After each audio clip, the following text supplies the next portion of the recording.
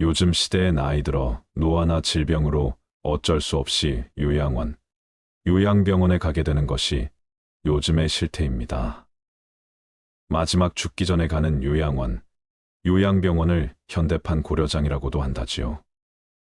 오늘은 요양원에 가지 않고 나이 들어서도 자식들에게 대우받고 독립적으로 살 수 있는 방법에 대하여 말씀드리고자 합니다.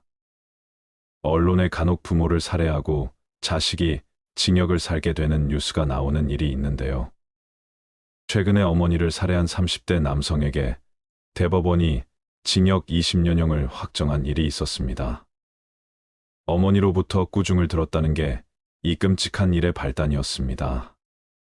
38살 아들은 술에 취해서 TV를 보다가 어머니로부터 꾸지람을 들었습니다. 아들은 평소에도 잦은 음주 등으로 꾸중을 들었던 것으로 알려졌습니다. 당시 어머니는 가만히 있지 말고 뭐라도 하라는 내용으로 아들을 꾸짖은 것으로 조사됐습니다. 그런데 이날 꾸중을 듣는 과정에서 뺨을 맞은 아들이 급기야 어머니에게 의자와 흉기를 휘둘렀고 의식을 잃어가는 어머니를 내버려 둔 채 달아나기까지 했습니다. 안타까운 건 아들의 흉기에 찔린 어머니가 죽어가면서도 아들에게 옷을 갈아입고 얼른 도망가거라 이렇게 말한 것입니다. 마지막 순간까지도 아들을 걱정했던 부모의 마음을 어떻게 헤아릴 수가 있을까요? 앞서 1심과 2심 재판부는 범행 수법이 참혹할 뿐만 아니라 아들이 단지 범행이 발각될 것이 두려워 의식을 잃어가는 어머니를 위한 구호 조치는커녕 현장에 어머니를 방치하고 달아났다며 중형을 선고했는데요. 대법원 역시 이런 형량이 부당하지 않다고 판단했습니다. 죽어가면서도 아들을 걱정했던 어머니와 그런 어머니를 살해하고도 형량을 줄여보겠다며 상소의 상소를 거듭한 파렴치한 아들의 이야기를 들으시니 어떤 마음이 드시나요? 많은 분들이 부모님이 낳아주시고 키워주신 것도 평생 효도해야 하는데 그저 눈물이 난다며 분개했습니다. 특히 어머니의 마지막 말에 주목하며 안타까워한 이들이 많았습니다. 죽어가면서도 아들에게 옷을 갈아입고 도망치라고 했다는 어머니의 모습을 떠올리면 가슴이 너무 아프지요. 자식을 위하는 부모의 마음과 극명하게 대비되는 것이 부모를 버리고 싶어하는 자식의 마음일 것입니다. 오늘은 부모를 버리고 싶어하는 자식의 마음에 대한 이야기를 해보려고 합니다. 예전에 제 친할머니가 건강상의 문제로 가까운 요양병원에 입원 치료를 한 적이 있었습니다. 할머니를 뵈러 면회를 갔는데 많은 노인분들이 병실에 누워 계셨습니다. 초점 없는 눈동자로 가만히 누워 천장만 바라보고 있던 분도 있었고 치매에 걸려서 같은 말을 반복하고 끊임없이 자식을 찾던 분도 있었습니다. 하지만 그 할머니가 아무리 외쳐도 아무도 그 할머니에게 눈길을 주지 않았고 할머니가 하는 말에 귀 기울여 주지 않았습니다. 주변에 있는 사람들은 그냥 항상 있는 일인 듯 각자가 하던 일에 열중하기 바빴습니다. 하루 종일 기저귀를 채워두고 잘 갈아주지도 않고 불안하게 움직인다며 하루 종일 정신과 약을 먹이고 계속 재우는 경우도 많았습니다.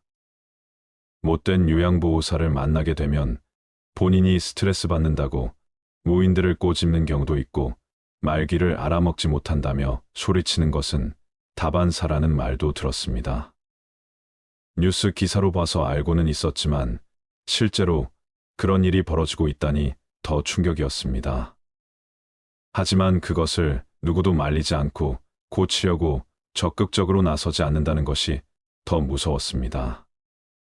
다들 시시하는 분위기라고 해야 할까요? 그 이유를 들어보니 요양보호사 구하기가 어려워서 다들 조용히 넘어간다고 했습니다. 특히나 가족이 잘 면회 오지 못하는 분들의 경우에는 더 함부로 방치되다시피 하는 것입니다. 참으로 삭막하고 외롭고 공허한 곳이라는 생각이 들었습니다. 요양병원에 부모님을 뵈러 오는 아들과 딸 사위와 며느리, 손자 등 가족들의 모습을 보면서 느낀 점을 말씀드리고자 합니다. 하루는 이런 일도 있었습니다. 어느 날 아들과 딸로 보이는 부부가 병원 복도 구석에서 고개를 숙이고 앉아 있는 늙은 할머니에게 소리치며 따지는 장면을 보게 되었습니다. 자연은 몰랐지만 그 장면 자체로도 참 서글프다는 생각이 들었습니다. 내용을 들어보니 왜 엄마는 내가 시키는 대로 안 했냐는 것이었습니다. 숫자도 이름도 나이도 기억 안 나고 무조건 모른다고 그래라 했잖아. 그래야 치매 등급을 받아서 요양원에서 혜택을 받을 수 있단 말이야 하며 호되게 야단치는 것입니다. 그리고 집도 내놓아서 엄마는 이제 갈 데도 없다고 호통을 칩니다. 미리 자식이 수차례 단단히 타일렀겠지만 모치는 거짓말을 못하는 성격이었나 봅니다. 조사원이 묻는 말에 사실대로 정확히 대답했다고 합니다. 얼른 엄마를 요양원에 보내버리려는 엄마를 꼭 요양원에 보내야겠다는 아들과 딸의 마음입니다. 형편이 너무 좋지 않아서 부모님을 돌볼 수 없어서 이 방법 말고는 어쩔 수 없다고 생각하는 자식들도 많을 것입니다. 그 상황이 되어 보지 않는다면 함부로 말할 수는 없겠지만 이게 노인을 위한 사회의 병폐이고 구조이며 적나라한 현실입니다. 국가가 독거노인을 지원해주는 제도의 허점을 이용하는 사례들이 너무 많습니다. 홀로 집을 나와서 가족과 연락이 안 되고 수입이 없다며 거리에 내몰리는 노인들은 국가의 혜택을 받을 수 있습니다. 그러니 자식들은 부모를 내쫓아도 걱정이 없는 경우가 있습니다. 부모도 자식과 불편하면 쉽게 집을 나오게 됩니다. 이러한 제도를 잘 알기 때문입니다. 또 다른 풍경 하나를 말씀드리겠습니다. 어느 막내 아들이 시골에 있다는 이유로 모친을 돌보게 되었습니다. 그래서 시골 인근의 요양병원에 모친을 입원시키고 막내 아들이 매일 출퇴근하며 돌보고 있습니다. 그러는 동안 막내 아들은 내심 뿌듯했습니다. 비록 요양병원에 입원시켜서 출퇴근하며 엄마를 보고 있지만 엄마를 이렇게나마 보살피려 한 것은 참 잘한 일이라고 생각했습니다. 엄마를 돌보지 못하겠다고 선언했던 형들에 대한 원망도 없었습니다. 그런데 어느 날 형들을 원망하게 되는 사건이 일어납니다. 형들이 서너 달에 한 번 들리면서 올 때마다 동생한테 왜 엄마가 이렇게 몰골이 엉망이냐, 엄마가 이렇게 되도록 뭐 했냐, 좀 잘할 수 없냐며 나무란 것입니다. 그러자 동생은 없던 서운함이 밀려왔습니다. 좋은 소리를 들으려고 엄마를 모신 것은 아닌데 형들이 자신을 나무라기만 하니 화가 났습니다. 형들은 그럼 대체 뭘 하는데, 그럼 잘난 형들이 엄마를 잘 돌보던가 이런 생각이 든 것입니다. 엄마를 맡기던 처음에는 고맙다고 말하면서 내 덕분에 한숨 돌렸다며 엄마를 짐짝 취급하더니 이제 와서 효자 노릇을 하고 싶었나 봅니다. 하기야 1년에 한두 번 부모님 병실을 찾는 자식들도 수두룩하다고 하지요. 부모를 면회하러 온다고 해도 오자마자 죄를 진 사람 마냥 후다닥 가버리는 경우도 허다하다고 합니다. 그런 사람들에 비하면 이 형들도 양반이라고 해야 할까요? 노모를 사이에 두고 발생하는 갈등들이 요즘의 세태를 절감하게 합니다. 자식들이 다투는 것이 내 죄인 것만 같아 남 몰래 눈물 흘리는 부모의 마음을 자식들은 알까요? 어느 날 노모 A씨는 자식이 연락도 안 닿고 집 전화도 끊어져 자식의 소식을 알 길이 없다며 이웃을 통해 경찰에 도움을 요청했습니다. 이유를 들어보니 시에서 나오는 보조금 통장의 돈들이 자식이 걸어놓은 자동이체로 매달 다 빠져나간다는 것입니다. 확인해보니 평소 연락도 없는 자식인데 자식의 휴대폰 요금 등으로 보조금이 다 빠져나가고 있었습니다. 이런저런 요금이 얼마나 많이 나왔던지 맘은 보조금은커녕 오히려 연체가 되고 있는 상황이었습니다. 할머니는 어떻게 하면 좋겠냐고 사정을 말했습니다. 그동안 살아온 과정을 들어보니 한두 푼 품삯으로 모은 돈도 그 40대에 철없는 자식이 몽땅 다 쓰고 없앴다고 합니다. 그래도 노모는 하루 종일 자식의 소식을 기다리며 불통에 전화기만 매만지고 있다는 것입니다. 이런 일들이 우리 주위에서 비일비재하게 일어나고 있습니다. 제가 아는 할머니의 친구분은 젊어서부터 종이 박스를 주워 팔아서 아끼고 아껴 모은 돈으로 오갈 데 없는 딸아이 하나를 데려다 키웠습니다. 내 자식이라 여기며 피땀 흘려 번 돈으로 공부시켜서 시집을 보냈다고 합니다. 하지만 딸은 엄마가 길에서 종이 고물이나 주워가며 사는 것이 계속 못마땅했다고 합니다. 그래서 할머니의 의사와는 상관없이 일방적으로 양로원으로 보내버렸습니다. 하지만 그 할머니는 종이를 줍고 이웃과 이야기하며 평생을 그렇게 사는 것이 몸에 배어 있었고 때론 그것이 낙이었습니다. 체질에 안 맞는 양로원 생활이 할머니에게는 지옥과도 같았습니다. 하루하루가 바깥이 그립고 손자 손녀가 보고 싶어 죽을 지경이었던 것입니다. 바깥 바람이라도 쐬려고 옥상에 올라가려 하니 돈을 더 낸 사람들만 옥상 공원을 이용할 수 있다는 답변만 들었습니다. 주위 사람들로부터 늘 100살까지 사실 거라고 들어온 그토록 건강했던 그 할머니는 그만 시름시름 앓다가 짧은 양로원 생활을 접고 쓸쓸히 생을 마감했다고 합니다.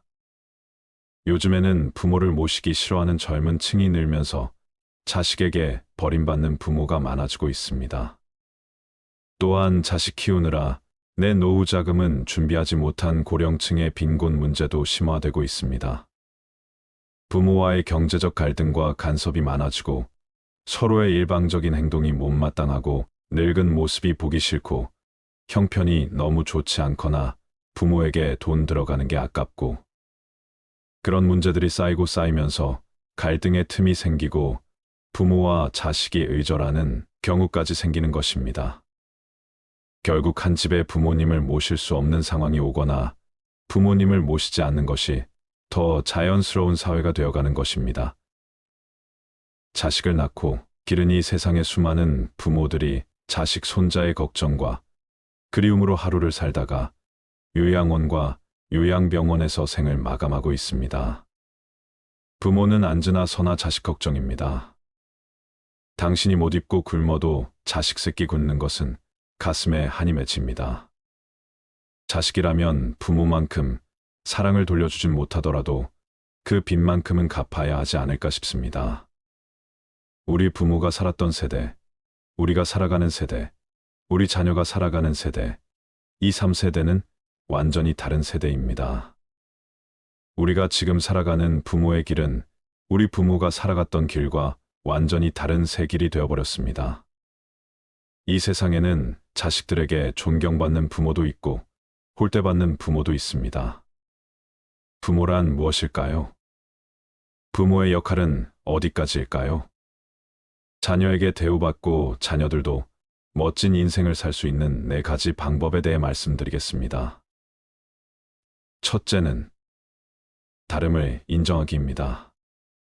나이든 세대와 젊은 세대는 학교 교육에서부터 완전히 다른 교육을 받았습니다.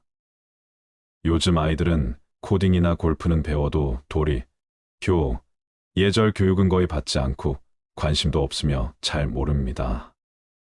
그들에겐 컴퓨터가 친구이며 부모님과의 대화보다 휴대폰과의 대화가 대부분이며 성적, 입시, 취업이 전부인 교육만을 받은 세대입니다. 이런 교육 환경으로 인해 우리는 그들과 생각 자체가 다르다는 것을 인정해야 합니다.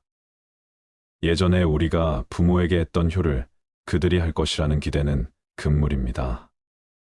그들은 그들이 배운 최대한의 효를 지금 우리에게 하고 있는 중이구나라고 생각하는 것이 더 나을 수도 있습니다. 기대하지 않으면 실망도 없는 법이기 때문입니다. 둘째는 나의 삶은 내가 준비하기입니다. 우리 윗세대는 소를 팔아서 우리를 부양한 세대입니다. 그 고난을 알기에 부모를 지극정성으로 대했습니다. 하지만 자녀 세대는 물질적 풍요를 누리면서 부모의 어려움을 알지 못하고 자란 세대입니다. 옛날 보릿고개를 이해할 수 있는 아이들은 잘 없습니다. 예전처럼 배꼽는 것을 걱정하며 사는 사회가 아니기 때문입니다. 가난을 벗어나지 못하거나 심각한 취업률 등으로 그들 나름대로의 애로점도 많겠지만 그들은 부모의 배고픔을 본 적이 없이 자란 세대이며 풍요로운 삶의 질을 누리는 사람도 많습니다. 부모의 고생을 상상조차 해보지 않은 세대일 수 있는 것입니다. 그들에게 가족 공동체라는 의식은 아주 희미합니다. 또한 가족에 대한 희생을 잘 이해하지 못하고 자신의 행복만이 최고의 가치라고 여기는 경우도 많습니다. 그러므로 자식에게 다 물려주어야 한다는 생각, 내 것을 다 주어야 한다는 생각을 버려야 합니다. 우리의 노후는 우리가 자급자족으로 준비해야 하는 시대가 왔습니다. 지금부터라도 내 노후는 자식에게 의존하지 말고 스스로 철저히 준비해야 합니다. 셋째는 자식에게 능력 이외의 것은 주지 말 것입니다. 주위의 부모의 도움을 받아 사는 사람들이 잘 살고 행복한지 돌아보세요. 부모에게 돈을 받아서 사업해서 망하고 주식회사 망하고 대충 살다 망하는 경우가 수두룩합니다. 결혼도 하고 다 큰 성인인데도 아직까지 어린아이처럼 부모에게 조르르 달려가 배우자를 험담하고 부모는 우리 자식 힘들다며 며느리 사위를 불러 앉히고 이런 말도 안 되는 일들이 벌어지고 있습니다. 아무리 품 안의 자식이라지만 20살이 넘은 자녀는 내 품 안에서 떠나 보낼 수 있어야 합니다. 언제까지 자식을 끼고 살 수는 없는 것입니다. 자식의 문제를 대신 해결해주고 자식의 미래를 대신 결정해주는 부모는 자식을 바보로 만드는 것이나 다름없습니다. 자식들에게 다 해주고 싶은 것이 모든 부모의 공통된 바람이지만 이것이 자식을 망치는 지름길임을 알고 있습니다. 그들 스스로 노력하고 쟁취하며 인생을 살아가는 방법을 알려주어야 합니다.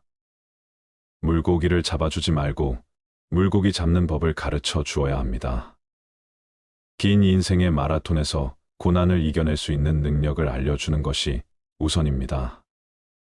어려움을 이겨내는 힘, 그것을 견디고 일어설 수 있는 힘을 길러주세요. 닦아서 성인이 된 자녀라면 스스로 독립된 주체로 살아갈 수 있도록 해야 합니다. 부모에게 의존하는 자녀는 경쟁사회에서 튼튼해지지 못하고 행복해질 수 없습니다. 이것을 꼭 기억하셔야 합니다. 넷째는 냉정할 땐 냉정하기입니다. 자녀들이 부모를 모실 거라는 기대는 애초에 버리셔야 합니다. 자녀들이 부모를 대우하는 것은 내가 능력이 있을 때뿐입니다. 미리부터 이렇게 생각하고 대비하는 것이 현명한 것입니다. 사회가 그렇게 만들었고 자녀들이 받은 교육이 또 그들을 그리 만들었습니다. 그들을 탓할 필요는 전혀 없습니다.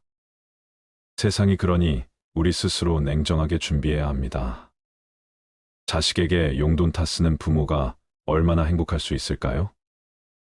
눈치 안 봐도 되겠지 해도 눈치 볼 수밖에 없는 것이 부모입니다.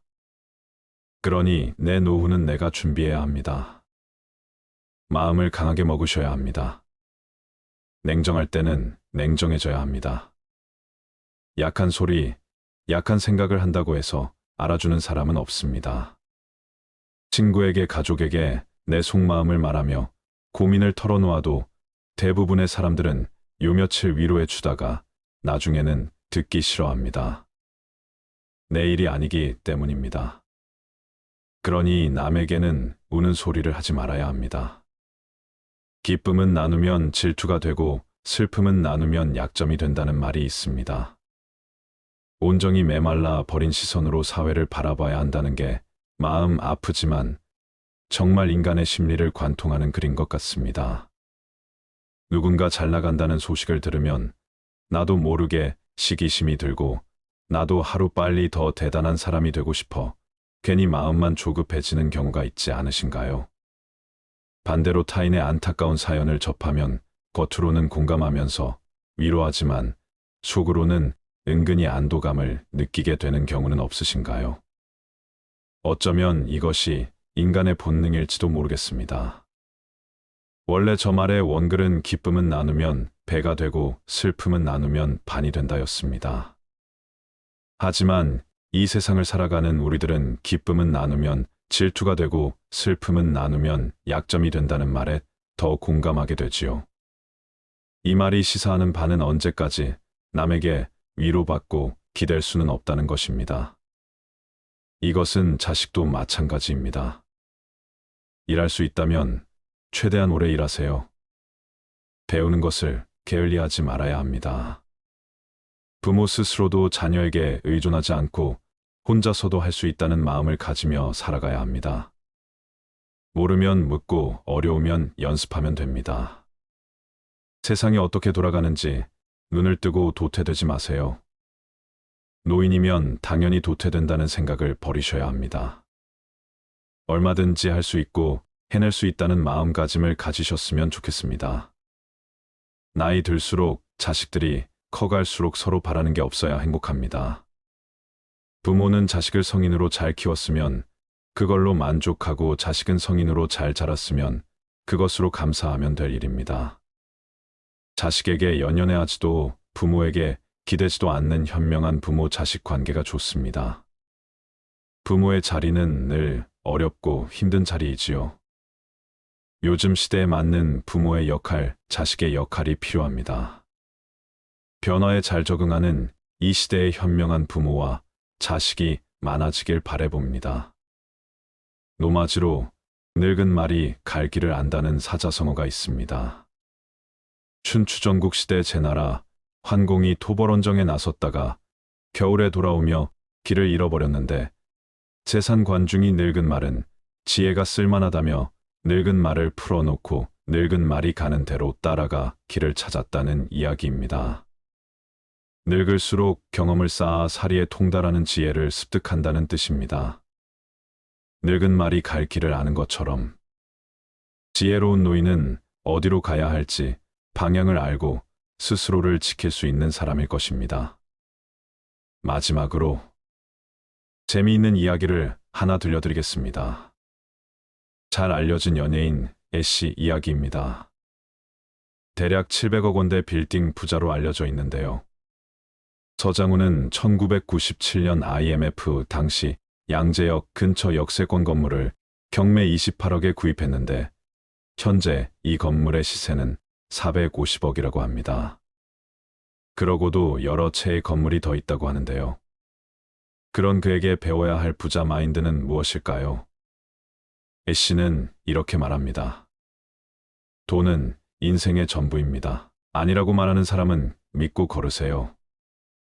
딱 하나 행복한 건 누구에게나 아쉬운 소리 안 해도 된다는 것. 돈 때문에 자존심 굽힐 일이 없다는 것. 그래서 젊었을 때 숙이고 살아야 나이 들어 허리 펴고 살 수 있는 겁니다. 돈이 많아서 가장 행복한 순간은 남에게 싫은 소리를 안 해도 되는 것입니다. 그래서 온전한 경제적 자유를 누릴 수 있어요. 여러분은 그의 말에 얼마나 동의하시나요? 나이 들어 허리 펴고 사는 인생은 누구나 꿈꾸는 노후겠지요. 하지만 돈만 있다고 해서 되는 것은 아닐 것입니다. 살아가면서 우리에겐 많은 도구가 필요합니다. 돈도 필요하지만 건강도 일도 사랑도 필요하고 무엇보다 행복한 인간관계도 필요합니다. 필요한 도구들이 균형을 이루며 자전거, 바퀴처럼 잘 돌아가 주면 좋으련만 인생은 왜 그리 잔혹한지 내 뜻대로 되질 않습니다. 마치 누군가 우리의 고통을 시험하기라도 하듯 늘 삶은 내 마음과는 달리 삐딱선을 타곤 합니다. 이러한 세상 속에서 나는 어찌 균형을 잡으며 나다움을 지키며 흔들림 없이 당당하게 살아갈 수 있을까 한 번쯤 고민해 보셨으면 좋겠습니다. 어떤 삶을 살아가시든 그 속에서 행복과 즐거움을 찾으시길 바랍니다. 못한다 안 된다는 마음을 버리셔야 합니다. 나이가 들수록 배우는 것을 멈추지 마세요. 계속 공부하셔야 합니다. 자고로 배우지 않고 사람답게 산 사람이 없었고 배우지 않고 존경받는 이도 없다고 했습니다. 청출어람의 시작은 바로 배움에서 시작되는 것입니다. 유능하고 훌륭한 사람이 되는데 필요한 것은 똑똑한 머리도 아니고 돈도 아니며 권력도 아닙니다. 필요한 것은 단 한 가지, 배움과 학습뿐입니다. 공부를 결코 멈추어서는 안 됩니다.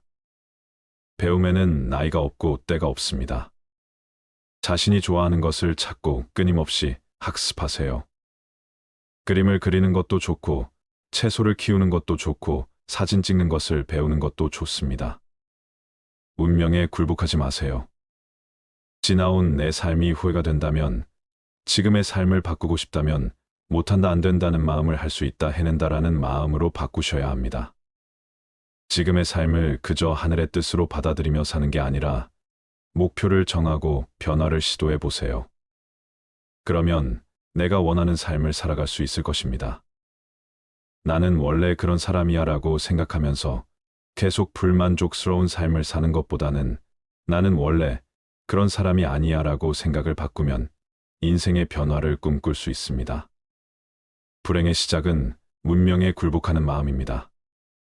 나는 어쩔 수 없는 사람이라고, 남들처럼 할 수 없는 사람이라고 자신의 한계를 두지 마시길 바랍니다. 여러분은 발전할 수 있습니다. 운명에 굴복하는 마음으로 주어진 삶을 어쩔 수 없이 받아들이는 대신 나의 보폭으로 내가 할 수 있는 만큼의 열정과 노력으로 하루하루를 만족하면서 살아가세요. 그러면 매일이 행복해질 것입니다. 그리고 나의 삶이 완전히 바뀌는 것을 느낄 수 있을 것입니다. 비참한 노후가 아닌 행복한 노후를 살아갈 수 있을 것입니다. 나이가 든다는 것은 지극히 자연스러운 것입니다. 늙어서 서럽다는 마음이 드시나요? 하루하루 몸도 쇠약해지고 내가 언제 이렇게 나이 들었나 하는 생각에 마음이 울적해지실 때도 있을 것입니다. 하지만 이렇게 생각해 보세요. 나이가 들어 잘 안 보이는 것은 큰 것을 보고 멀리 보라는 것이고, 필요 없는 작은 것은 보지 말고 필요한 큰 것만 보라는 것이지요. 귀가 잘 안 들리는 것은 필요 없는 작은 말은 듣지 말고 필요한 큰 말만 들으라는 것입니다. 이가 시린 것은 연하고 따뜻한 음식만 먹고 소화불량을 낫게 하려 함이고, 걸음걸이가 부자연스러운 것은 매사에 조심하고 언행을 삼가라는 것입니다. 머리가 하얗게 되는 것은 멀리 있어도 나이가 든 사람인 것을 알아보게 하기 위한 조물주의 배려라고 생각해 보세요.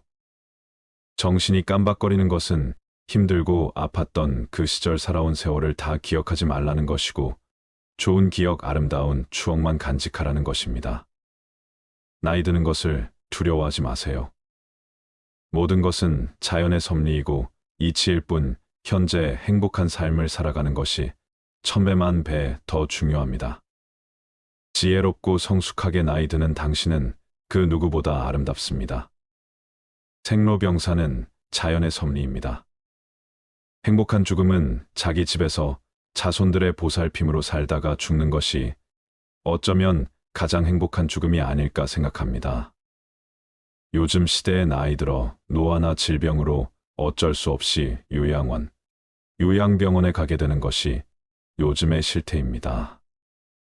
마지막 죽기 전에 가는 요양병원을 현대판 고려장이라고도 한다지요. 오늘은 요양원에 가지 않고 나이 들어서도 자식들에게 대우받고 독립적으로 살 수 있는 방법에 대하여 말씀드리고자 합니다. 언론에 간혹 부모를 살해하고 자식이 징역을 살게 되는 뉴스가 나오는 일이 있는데요. 최근에 어머니를 살해한 30대 남성에게 대법원이 징역 20년형을 확정한 일이 있었습니다. 어머니로부터 꾸중을 들었다는 게 이 끔찍한 일의 발단이었습니다. 38살 아들은 술에 취해서 뒤를 보다가 어머니로부터 꾸지람을 들었습니다. 아들은 평소에도 잦은 음주 등으로 꾸중을 들었던 것으로 알려졌습니다. 당시 어머니는 가만히 있지 말고 뭐라도 하라는 내용으로 아들을 꾸짖은 것으로 조사됐습니다. 그런데 이날 꾸중을 듣는 과정에서 뺨을 맞은 아들이 급기야 어머니에게 의자와 흉기를 휘둘렀고 의식을 잃어가는 어머니를 내버려 둔 채 달아나기까지 했습니다. 안타까운 건 아들의 흉기에 찔린 어머니가 죽어가면서도 아들에게 옷을 갈아입고 얼른 도망가거라 이렇게 말한 것입니다. 마지막 순간까지도 아들을 걱정했던 부모의 마음을 어떻게 헤아릴 수가 있을까요? 앞서 1심과 2심 재판부는 범행 수법이 참혹할 뿐만 아니라 아들이 단지 범행이 발각될 것이 두려워 의식을 잃어가는 어머니를 위한 구호 조치는커녕 현장에 어머니를 방치하고 달아났다며 중형을 선고했는데요. 대법원 역시 이런 형량이 부당하지 않다고 판단했습니다. 죽어가면서도 아들을 걱정했던 어머니와 그런 어머니를 살해하고도 형량을 줄여보겠다며 상소의 상소를 거듭한 파렴치한 아들의 이야기를 들으시니 어떤 마음이 드시나요? 많은 분들이 부모님이 낳아주시고 키워주신 것도 평생 효도해야 하는데 그저 눈물이 난다며 분개했습니다. 특히 어머니의 마지막 말에 주목하며 안타까워한 이들이 많았습니다. 죽어가면서도 아들에게 옷을 갈아입고 도망치라고 했다는 어머니의 모습을 떠올리면 가슴이 너무 아프지요. 자식을 위하는 부모의 마음과 극명하게 대비되는 것이 부모를 버리고 싶어하는 자식의 마음일 것입니다. 오늘은 부모를 버리고 싶어하는 자식의 마음에 대한 이야기를 해보려고 합니다. 예전에 제 친할머니가 건강상의 문제로 가까운 요양병원에 입원 치료를 한 적이 있었습니다. 할머니를 뵈러 면회를 갔는데 많은 노인분들이 병실에 누워 계셨습니다. 초점 없는 눈동자로 가만히 누워 천장만 바라보고 있던 분도 있었고 치매에 걸려서 같은 말을 반복하고 끊임없이 자식을 찾던 분도 있었습니다. 하지만 그 할머니가 아무리 외쳐도 아무도 그 할머니에게 눈길을 주지 않았고 할머니가 하는 말에 귀 기울여 주지 않았습니다. 주변에 있는 사람들은 그냥 항상 있는 일인 듯 각자가 하던 일에 열중하기 바빴습니다. 하루 종일 기저귀를 채워두고 잘 갈아주지도 않고 불안하게 움직인다며 하루 종일 정신과 약을 먹이고 계속 재우는 경우도 많았습니다. 못된 요양보호사를 만나게 되면 본인이 스트레스 받는다고 무인들을 꼬집는 경우도 있고 말귀를 알아먹지 못한다며 소리치는 것은 다반사라는 말도 들었습니다. 뉴스 기사로 봐서 알고는 있었지만 실제로 그런 일이 벌어지고 있다니 더 충격이었습니다. 하지만 그것을 누구도 말리지 않고 고치려고 적극적으로 나서지 않는다는 것이 더 무서웠습니다. 다들 시시하는 분위기라고 해야 할까요? 그 이유를 들어보니 요양보호사 구하기가 어려워서 다들 조용히 넘어간다고 했습니다. 특히나 가족이 잘 면회 오지 못하는 분들의 경우에는 더 함부로 방치되다시피 하는 것입니다. 참으로 삭막하고 외롭고 공허한 곳이라는 생각이 들었습니다. 요양병원에 부모님을 뵈러 오는 아들과 딸 사위와 며느리, 손자 등 가족들의 모습을 보면서 느낀 점을 말씀드리고자 합니다. 하루는 이런 일도 있었습니다. 어느 날 아들과 딸로 보이는 부부가 병원 복도 구석에서 고개를 숙이고 앉아있는 늙은 할머니에게 소리치며 따지는 장면을 보게 되었습니다. 자연은 몰랐지만 그 장면 자체로도 참 서글프다는 생각이 들었습니다. 내용을 들어보니 왜 엄마는 내가 시키는 대로 안 했냐는 것이었습니다. 숫자도 이름도 나이도 기억 안 나고 무조건 모른다고 그래라 했잖아. 그래야 치매 등급을 받아서 요양원에서 혜택을 받을 수 있단 말이야 하며 호되게 야단치는 것입니다. 그리고 집도 내놓아서 엄마는 이제 갈 데도 없다고 호통을 칩니다. 미리 자식이 수차례 단단히 타일렀겠지만 모치는 거짓말을 못하는 성격이었나 봅니다. 조사원이 묻는 말에 사실대로 정확히 대답했다고 합니다. 얼른 엄마를 요양원에 보내버리려는 엄마를 꼭 요양원에 보내야겠다는 아들과 딸의 마음입니다.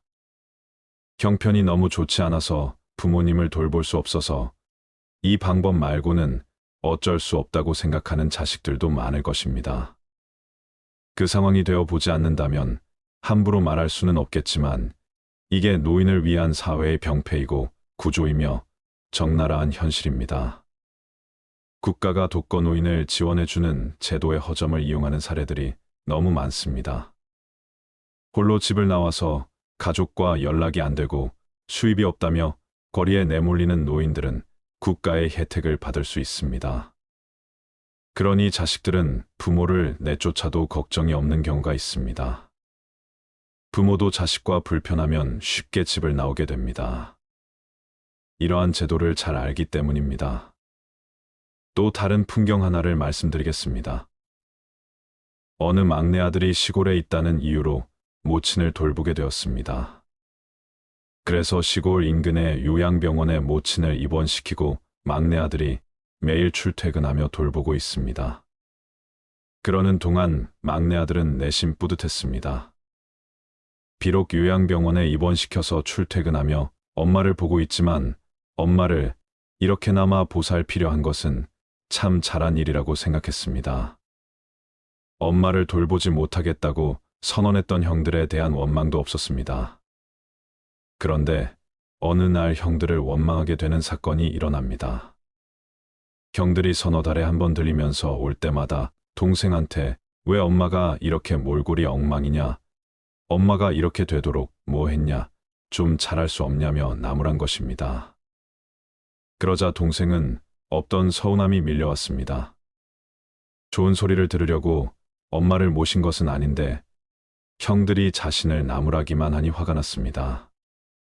형들은 그럼 대체 뭘 하는데, 그럼 잘난 형들이 엄마를 잘 돌보던가 이런 생각이 든 것입니다.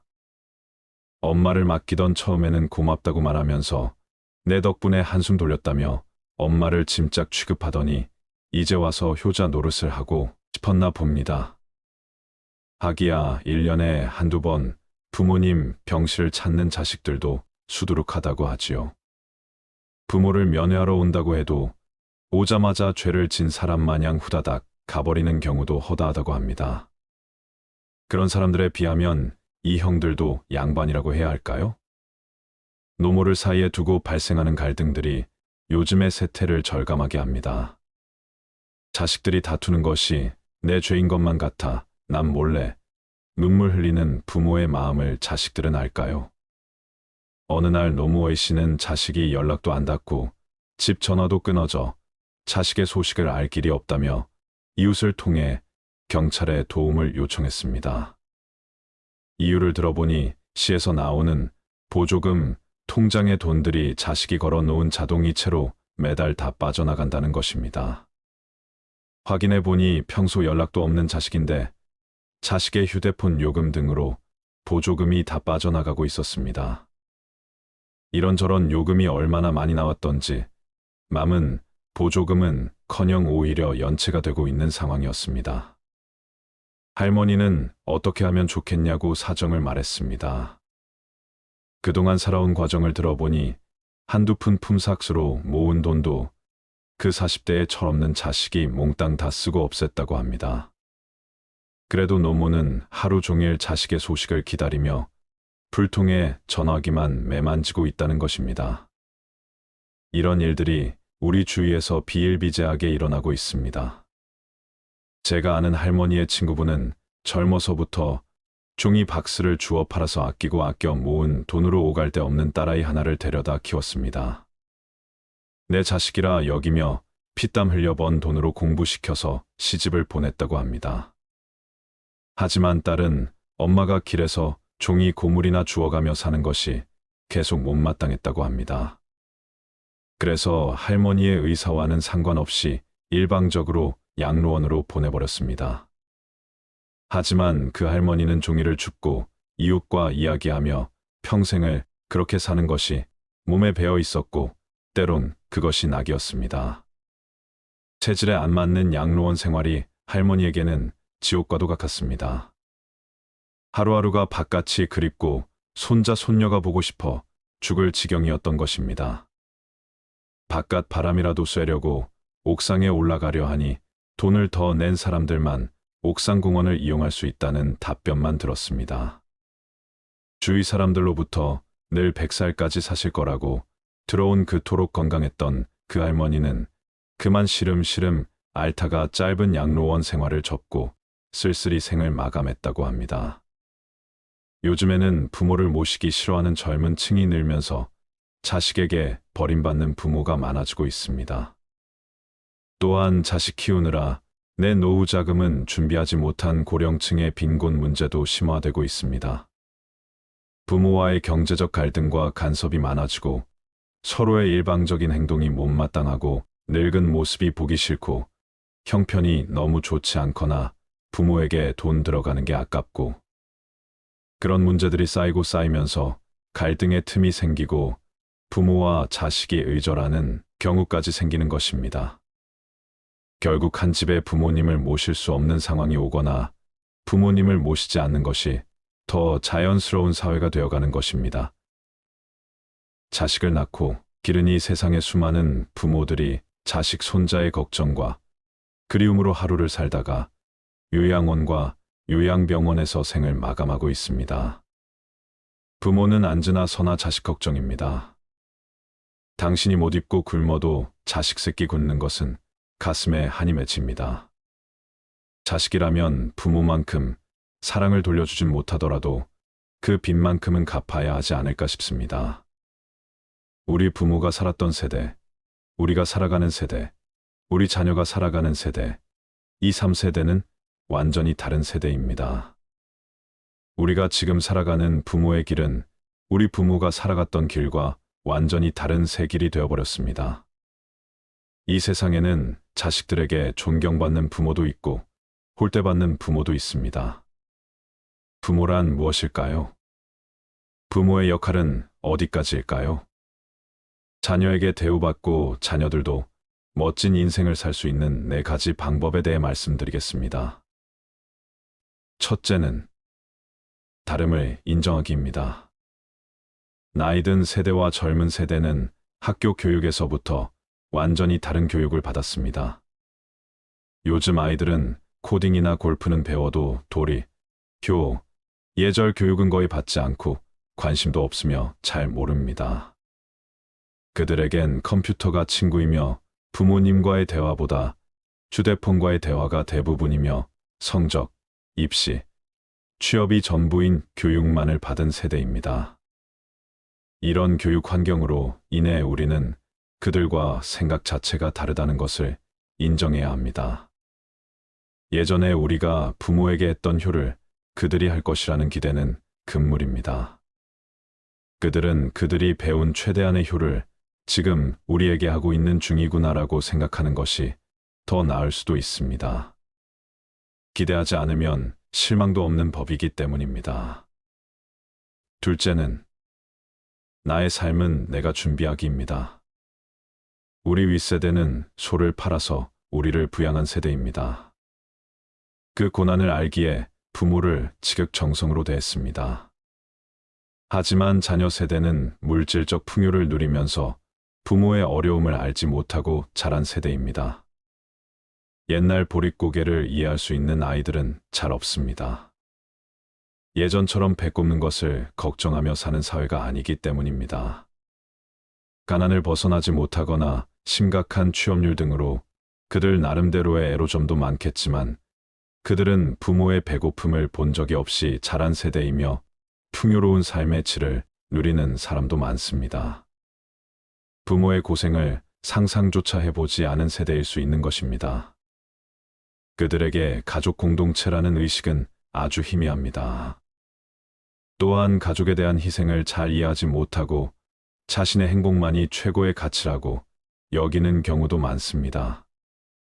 그러므로 자식에게 다 물려주어야 한다는 생각, 내 것을 다 주어야 한다는 생각을 버려야 합니다. 우리의 노후는 우리가 자급자족으로 준비해야 하는 시대가 왔습니다. 지금부터라도 내 노후는 자식에게 의존하지 말고 스스로 철저히 준비해야 합니다. 셋째는 자식에게 능력 이외의 것은 주지 말 것입니다. 주위의 부모의 도움을 받아 사는 사람들이 잘 살고 행복한지 돌아보세요. 부모에게 돈을 받아서 사업해서 망하고 주식회사 망하고 대충 살다 망하는 경우가 수두룩합니다. 결혼도 하고 다 큰 성인인데도 아직까지 어린아이처럼 부모에게 조르르 달려가 배우자를 험담하고 부모는 우리 자식 힘들다며 며느리 사위를 불러 앉히고 이런 말도 안 되는 일들이 벌어지고 있습니다. 아무리 품 안의 자식이라지만 20살이 넘은 자녀는 내 품 안에서 떠나 보낼 수 있어야 합니다.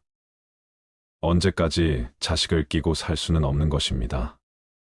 자식의 문제를 대신 해결해주고 자식의 미래를 대신 결정해주는 부모는 자식을 바보로 만드는 것이나 다름없습니다. 자식들에게 다 해주고 싶은 것이 모든 부모의 공통된 바람이지만 이것이 자식을 망치는 지름길임을 알고 있습니다. 그들 스스로 노력하고 쟁취하며 인생을 살아가는 방법을 알려주어야 합니다. 물고기를 잡아주지 말고 물고기 잡는 법을 가르쳐 주어야 합니다.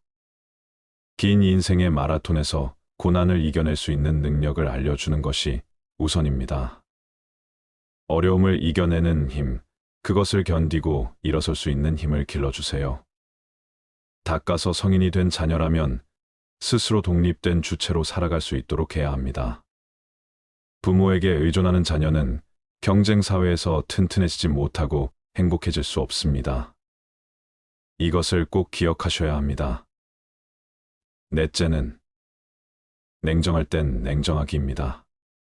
자녀들이 부모를 모실 거라는 기대는 애초에 버리셔야 합니다. 자녀들이 부모를 대우하는 것은 내가 능력이 있을 때뿐입니다. 미리부터 이렇게 생각하고 대비하는 것이 현명한 것입니다. 사회가 그렇게 만들었고 자녀들이 받은 교육이 또 그들을 그리 만들었습니다. 그들을 탓할 필요는 전혀 없습니다. 세상이 그러니 우리 스스로 냉정하게 준비해야 합니다. 자식에게 용돈 타 쓰는 부모가 얼마나 행복할 수 있을까요? 눈치 안 봐도 되겠지 해도 눈치 볼 수밖에 없는 것이 부모입니다. 그러니 내 노후는 내가 준비해야 합니다. 마음을 강하게 먹으셔야 합니다. 냉정할 때는 냉정해져야 합니다. 약한 소리, 약한 생각을 한다고 해서 알아주는 사람은 없습니다. 친구에게, 가족에게 내 속마음을 말하며 고민을 털어놓아도 대부분의 사람들은 요 며칠 위로해 주다가 나중에는 듣기 싫어합니다. 내 일이 아니기 때문입니다. 그러니 남에게는 우는 소리를 하지 말아야 합니다.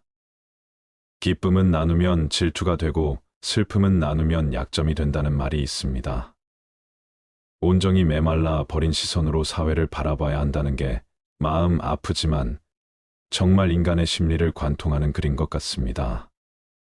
누군가 잘 나간다는 소식을 들으면 나도 모르게 시기심이 들고 나도 하루빨리 더 대단한 사람이 되고 싶어 괜히 마음만 조급해지는 경우가 있지 않으신가요?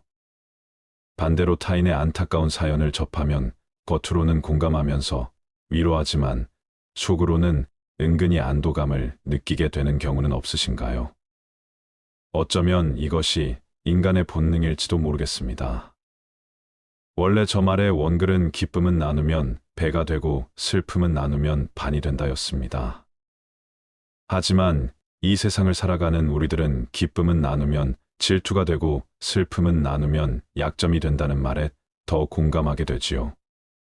이 말이 시사하는 바는 언제까지 남에게 위로받고 기댈 수는 없다는 것입니다. 이것은 자식도 마찬가지입니다. 일할 수 있다면 최대한 오래 일하세요. 배우는 것을 게을리하지 말아야 합니다. 부모 스스로도 자녀에게 의존하지 않고 혼자서도 할 수 있다는 마음을 가지며 살아가야 합니다. 모르면 묻고 어려우면 연습하면 됩니다. 세상이 어떻게 돌아가는지 눈을 뜨고 도태되지 마세요. 노인이면 당연히 도태된다는 생각을 버리셔야 합니다.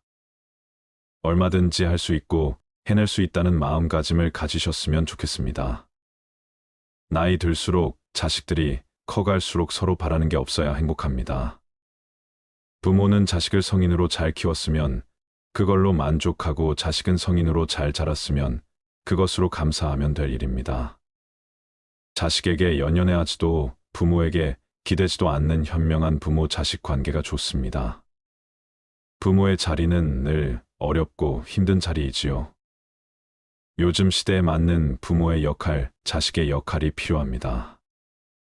변화에 잘 적응하는 이 시대의 현명한 부모와 자식이 많아지길 바라봅니다.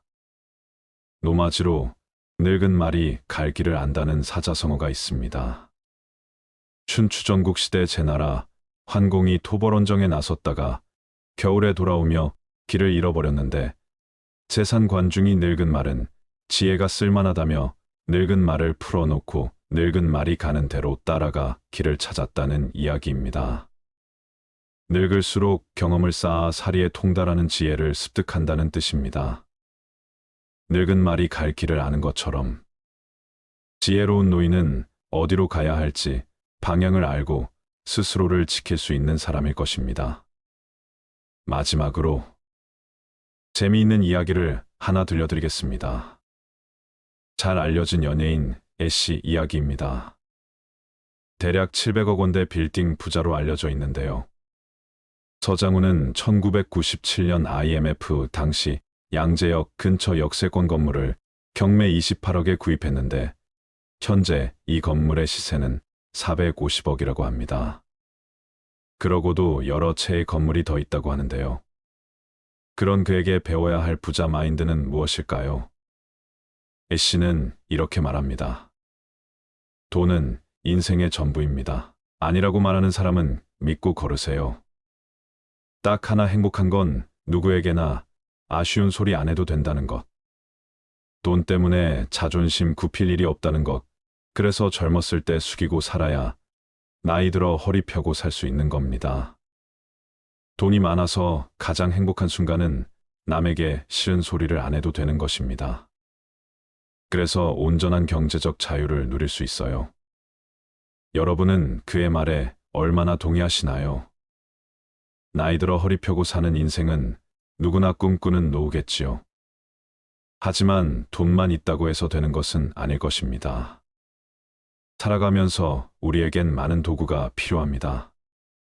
돈도 필요하지만 건강도 일도 사랑도 필요하고 무엇보다 행복한 인간관계도 필요합니다. 필요한 도구들이 균형을 이루며 자전거, 바퀴처럼 잘 돌아가 주면 좋으련만 인생은 왜 그리 잔혹한지 내 뜻대로 되질 않습니다. 마치 누군가 우리의 고통을 시험하기라도 하듯 늘 삶은 내 마음과는 달리 삐딱선을 타곤 합니다. 이러한 세상 속에서 나는 어찌 균형을 잡으며 나다움을 지키며 흔들림 없이 당당하게 살아갈 수 있을까 한 번쯤 고민해 보셨으면 좋겠습니다. 어떤 삶을 살아가시든 그 속에서 행복과 즐거움을 찾으시길 바랍니다. 못한다 안 된다는 마음을 버리셔야 합니다. 나이가 들수록 배우는 것을 멈추지 마세요. 계속 공부하셔야 합니다. 자고로 배우지 않고 사람답게 산 사람이 없었고 배우지 않고 존경받는 이도 없다고 했습니다. 청출어람의 시작은 바로 배움에서 시작되는 것입니다. 유능하고 훌륭한 사람이 되는데 필요한 것은 똑똑한 머리도 아니고 돈도 아니며 권력도 아닙니다. 필요한 것은 단 한 가지, 배움과 학습뿐입니다. 공부를 결코 멈추어서는 안 됩니다. 배움에는 나이가 없고 때가 없습니다. 자신이 좋아하는 것을 찾고 끊임없이 학습하세요. 그림을 그리는 것도 좋고, 채소를 키우는 것도 좋고, 사진 찍는 것을 배우는 것도 좋습니다. 운명에 굴복하지 마세요. 지나온 내 삶이 후회가 된다면, 지금의 삶을 바꾸고 싶다면, 못한다 안 된다는 마음을 할 수 있다 해낸다라는 마음으로 바꾸셔야 합니다. 지금의 삶을 그저 하늘의 뜻으로 받아들이며 사는 게 아니라 목표를 정하고 변화를 시도해 보세요. 그러면 내가 원하는 삶을 살아갈 수 있을 것입니다. 나는 원래 그런 사람이야 라고 생각하면서 계속 불만족스러운 삶을 사는 것보다는 나는 원래 그런 사람이 아니야 라고 생각을 바꾸면 인생의 변화를 꿈꿀 수 있습니다. 불행의 시작은 문명에 굴복하는 마음입니다. 나는 어쩔 수 없는 사람이라고, 남들처럼 할 수 없는 사람이라고 자신의 한계를 두지 마시길 바랍니다. 여러분은 발전할 수 있습니다. 운명에 굴복하는 마음으로 주어진 삶을 어쩔 수 없이 받아들이는 대신 나의 보폭으로 내가 할 수 있는 만큼의 열정과 노력으로 하루하루를 만족하면서 살아가세요. 그러면 매일이 행복해질 것입니다. 그리고 나의 삶이 완전히 바뀌는 것을 느낄 수 있을 것입니다. 비참한 노후가 아닌 행복한 노후를 살아갈 수 있을 것입니다. 나이가 든다는 것은 지극히 자연스러운 것입니다. 늙어서 서럽다는 마음이 드시나요? 하루하루 몸도 쇠약해지고 내가 언제 이렇게 나이 들었나 하는 생각에 마음이 울적해지실 때도 있을 것입니다. 하지만 이렇게 생각해 보세요. 나이가 들어 잘 안 보이는 것은 큰 것을 보고 멀리 보라는 것이고 필요 없는 작은 것은 보지 말고 필요한 큰 것만 보라는 것이지요. 귀가 잘 안 들리는 것은 필요 없는 작은 말은 듣지 말고 필요한 큰 말만 들으라는 것입니다. 이가 시린 것은 연하고 따뜻한 음식만 먹고 소화불량을 낫게 하려 함이고 걸음걸이가 부자연스러운 것은 매사에 조심하고 언행을 삼가라는 것입니다. 머리가 하얗게 되는 것은 멀리 있어도 나이가 든 사람인 것을 알아보게 하기 위한 조물주의 배려라고 생각해 보세요. 정신이 깜박거리는 것은 힘들고 아팠던 그 시절 살아온 세월을 다 기억하지 말라는 것이고 좋은 기억, 아름다운 추억만 간직하라는 것입니다. 나이 드는 것을 두려워하지 마세요. 모든 것은 자연의 섭리이고 이치일 뿐 현재 행복한 삶을 살아가는 것이 천배만 배 더 중요합니다. 지혜롭고 성숙하게 나이 드는 당신은 그 누구보다 아름답습니다. 당신의 삶을 응원합니다. 지혜롭고 현명한 노후 준비를 하시길 바랍니다. 오늘 이 글이 당신의 삶에 도움이 되길 바랍니다. 감사합니다.